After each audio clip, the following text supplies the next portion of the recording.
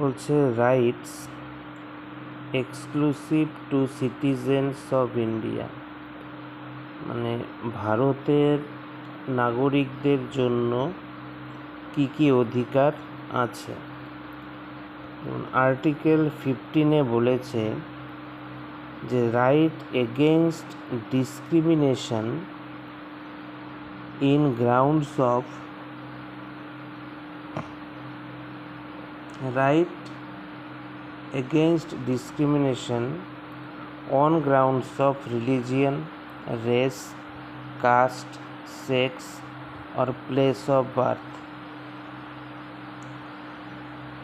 মানে হচ্ছে ধর্ম, জাতি,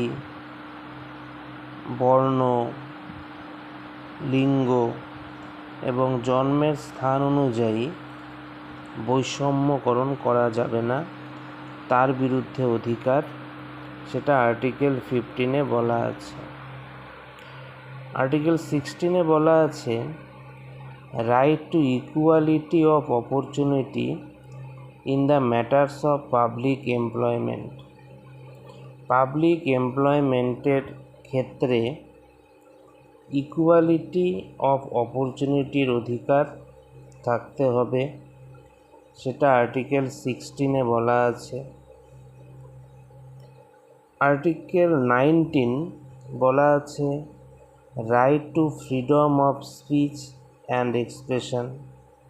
স্পিচ এবং এক্সপ্রেশনের স্বাধীনতার অধিকার, অ্যাসেম্বলি তার স্বাধীনতার অধিকার, association, movement, residence and profession, এগুলোর স্বাধীনতার অধিকার বলা আছে আর্টিকেল 19।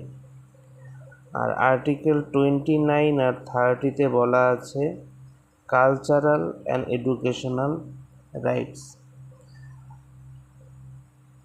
আর্টিকেল 29 হচ্ছে সংস্কৃতি, ভাষা ও লিপি সংরক্ষণের অধিকার নিয়ে আর্টিকেল 29 বলা আছে। আর আর্টিকেল 30 বলা আছে সংখ্যালঘুদের শিক্ষা প্রতিষ্ঠান স্থাপন ও পরিচালনার অধিকার। এটা হচ্ছে কালচারাল অ্যান্ড এডুকেশনাল রাইটস, এটা আর্টিকেলস 29 এবং 30 আছে। তো rights exclusive to citizens of India, ভারতের নাগরিকদের আর কি কি অধিকার আছে? রাইট টু ভোট, ভোট দেওয়ার অধিকার আছে।